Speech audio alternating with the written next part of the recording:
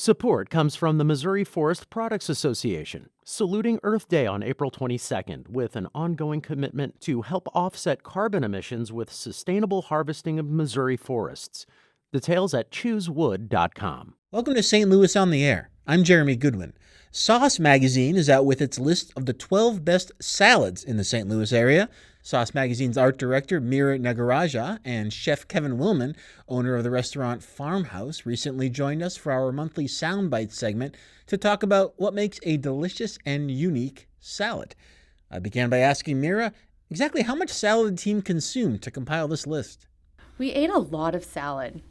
We went a couple times a week to different places, and then when we would be at a place, we would order 2 or 3 or 4 salads and try them. And research like this tends to be fun in the beginning because, we've done a pizza story, for example. You feel pretty bad after doing research for a full-on pizza story, but for the salad story, you feel super healthy, like a beacon of health.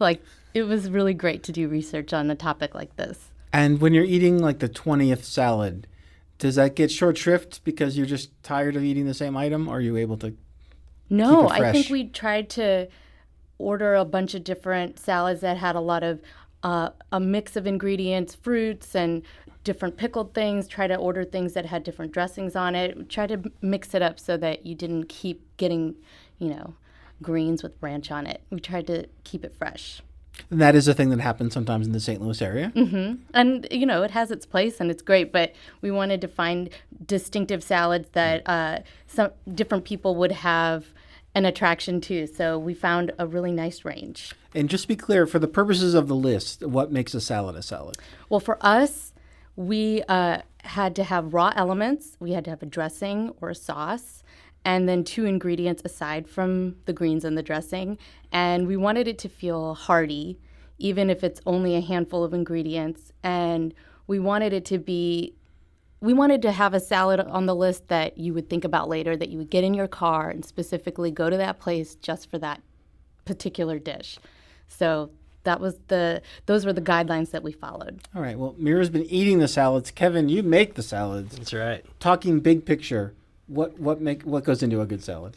We usually break them down kind of based on what we want to feature first. So if we're developing right now we're focusing on a vegetable salad. It's just a summer salad. And so everything that comes into that salad is, popping. It's hot. It's right now. So we kind of focus on that, and then we decide. What are the poppin' vegetables summer 2019? Well, right now we're in peak summer. So we've got corn, peaches, tomatoes, okra, peppers, everything. The whole garden of herbs is, it's on fire. Some of the early herbs are starting to, kind of bolt and be done, but most of everything this is it. This is the time. Okay. So, we'll, with that one, for example, we focus on all those vegetables and then think about something that would complement it well as far as dressing. And following that is always a textural element. So we want people to be able to feel, the freshness of the food, the simplicity of a dressing that makes sense for this particular food, and then it needs something that's going to stand up and remind you that it's textural, that it's got some salt that draws you back for more. And a really good salad can be deceptively simple sometimes, right? Absolutely. Yeah, we're knocking on ranch, but I love ranch. I crush an iceberg and ranch salad with some, sesame seeds. That's my go-to at home. Okay. So yeah, simple is often really great. And, And the key to that is the judiciously selected sesame seeds, right? Exactly. It's you can't be willy-nilly about this. If you're talking 3 or 4 ingredients, that's right. they're all there for a reason. That's right. Right. They better be salted, too. Okay. I do think people tend to miss seasoning is a very important thing that I see missed often. Oh. You have to season your food, whether it's through something that's salty that helps to season it or just the act of making sure that you taste your salad while you're making it. Yeah. It's a big thing at Farmhaus. Meera, let's take a look at the list. What are some things on this list that we might consider a deceptively simple salad? Well, one of my favorite salads on the list is the mixed green salad at Achero in Maplewood. And it looks super basic because when they plate it and you get it at the table, it looks like a pile of greens. But it's got this insane herb vinaigrette with basil and thyme and rosemary and parsley, and it's got fennel seeds and anise seed and honey, and it's got all the The dressing is such a workhorse. It's got this punchy, herbaceous flavor that all you really need is to dress it with some greens, and then they top it with some nuts, like this crunchy element that Kevin mentioned, and a little bit of Parmesan cheese, and it's just one of the most beautiful salads. I love that dish. It is delicious. Where is that one available? At Achero in Maple, you've had it. Oh, yeah. Yeah, it's just it's deceptively simple. It's exactly the description because it's got tons of flavor, but it's the perfect starter. Let's talk about another salad that looks simple to the eye, but somehow comes together. Well, I think the Union Loafers Little Gem salad, it's so good. To know it is to love it. It is just, it's Little Gem, pickled shallots, breadcrumbs, and it's got this, basically it's a ranch. Have you had that one? I have not yet tried that. Okay, it's if you love like iceberg and ranch, like this is the one. It sounds like it. It's got this garlicky buttermilk dressing with it. It's got shallots in the dressing and sour cream and eggs and all this stuff in it, and it's totally rich, silky, and it looks simple, but it is one of our favorites. And we have the recipe on our website, so if you ever want to make it, you can go to saucemagazine.com and look it up. Meera, salads aren't always the sexiest item on the menu. Do you find your readers want to read about salads? Do they come to Sauce looking for info about that? I mean, we love salad and we order it a lot and we make them at home at, all of the staff at Sauce does. So I think if we really love it and we think we found a really good list, like, why not? Yeah.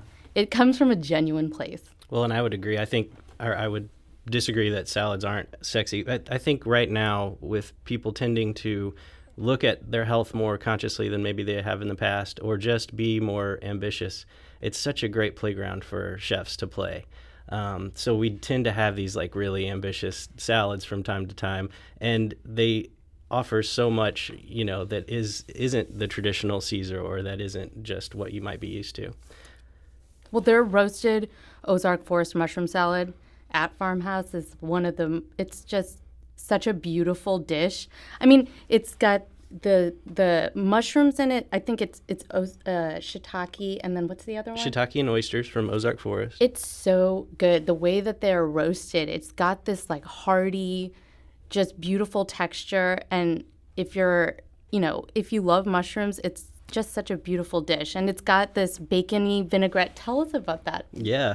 So no, this is, I appreciate it. Thanks for the kind words. No, this one we've been doing for 10 years solid at Farmhouse now. We're in our 10th year. So it's been a big hit. I do think people come to the restaurant just for the salad. We get that all the time. It's pretty cool. Good. But so it starts with just simple reduced onions. We basically caramelized onions.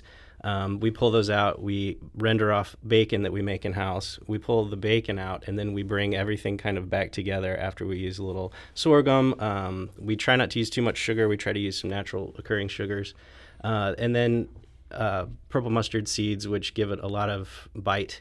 And they're kind of subtle. You don't really notice them in there. But so that all gets tossed in with whatever hearty greens we can do. So we try to watch out for this too when we're developing salads. You don't want to put a really light green with this particular salad. You need something hearty. So we're talking about kale, young mustards, tatsoi, things like that are really going to stand up and hold this hearty dressing that's bacony, and then these roasted mushrooms. So the mushrooms just get tossed in a working oil that we make in the kitchen. That's a seasoned garlic oil. And then we roast them off at really high heat to order. So none of this is happening on, ahead of time. This is a center of the plate presentation for us. And that's a roasted Ozark Forest mushroom salad at Farmhouse. And it sounds like that's a classic at Farmhouse. I can't get rid of it. I've tried to take it off the menu, and people are going to run me out of town. It would upset people. Right. Talk to me about developing a new salad. And you said it's a great playground for chefs. What kind of opportunities do you have in this particular dish? Well, this particular dish, I think... Meaning salads generally. Okay, in salads in general, the playground is that oftentimes to simplify a dish is to make it better, in my opinion. I think we get caught up sometimes with too many elements and too many... Get a little fussy. Yes, we can get way fussy with these things. And so when you really hone in on that, like I said, kind of that start of that one ingredient, if the salad's going to be a carrot salad, it needs to be a carrot salad, not a carrot salad with a bunch of other stuff.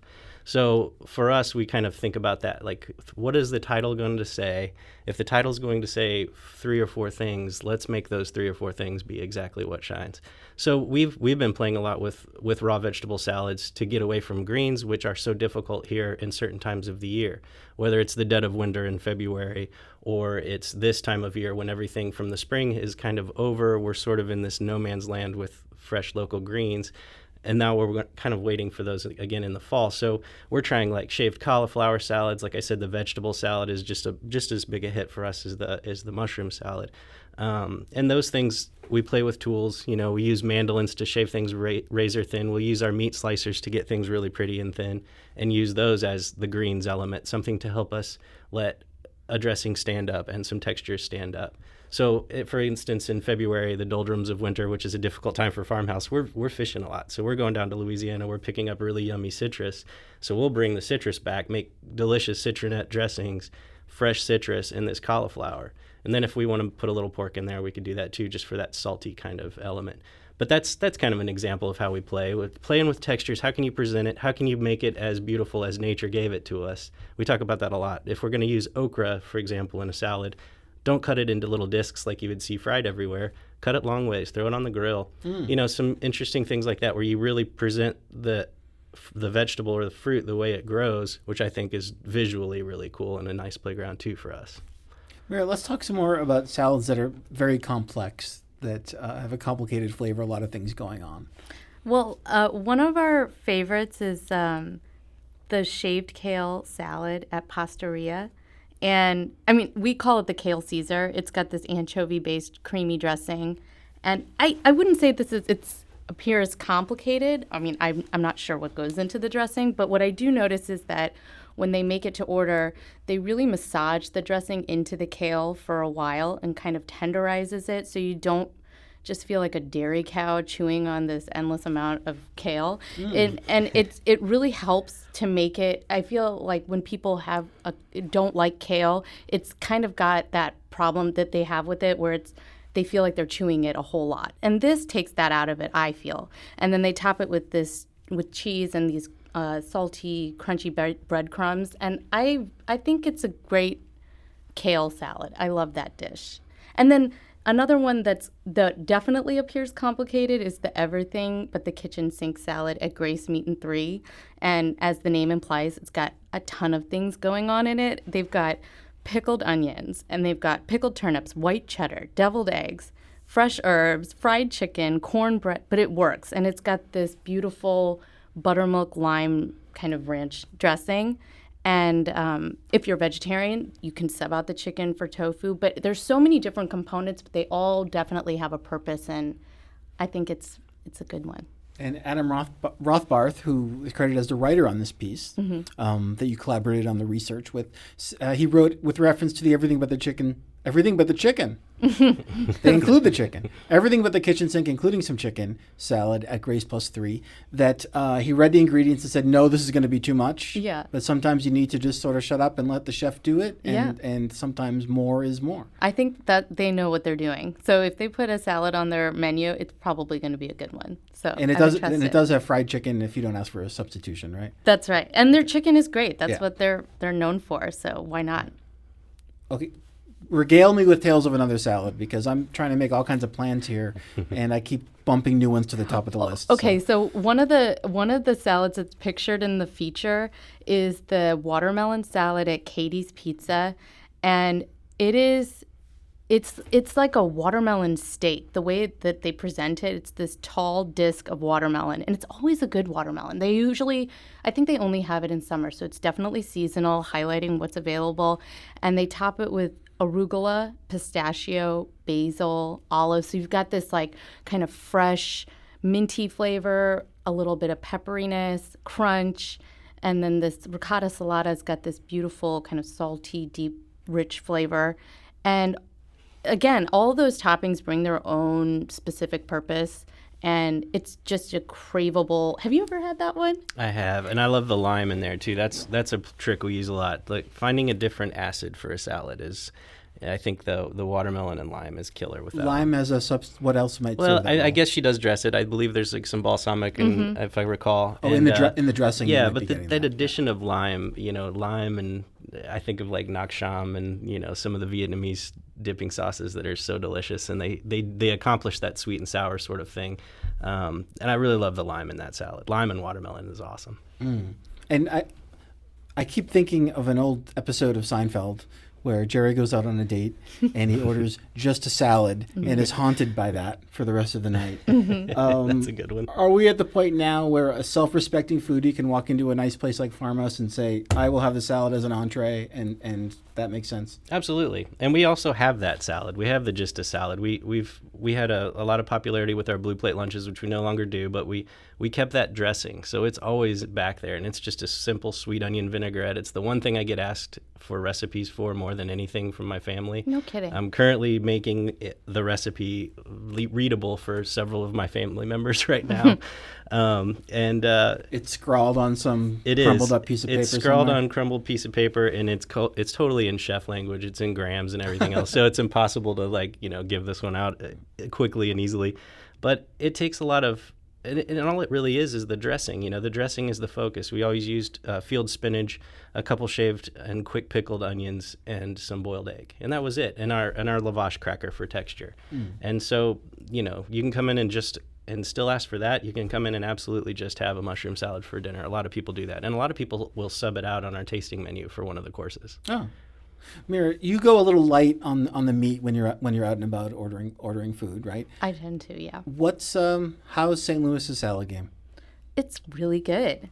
I feel like so many restaurants are more conscious these days about where their ingredients are coming from and trying to source them from, great growers and people who are in and around the St. Louis area. So I think a lot of the produce reflects that. It tastes fresh and it tastes better. So I think the salad game is on point. I would agree 100%.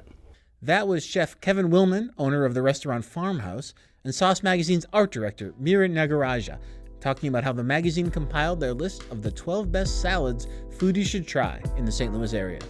St. Louis on the Air is produced by Evie Hemphill and Laura Hamden, with production assistance from Aaron Dorr, Charlie McDonald, and Alexis Moore. The senior producer is Emily Woodbury, and the executive producer is Alex Hoyer. St. Louis on the Air is a production of St. Louis Public Radio, 90.7 KWMU. Thank you for listening. I'm Jeremy Goodwin.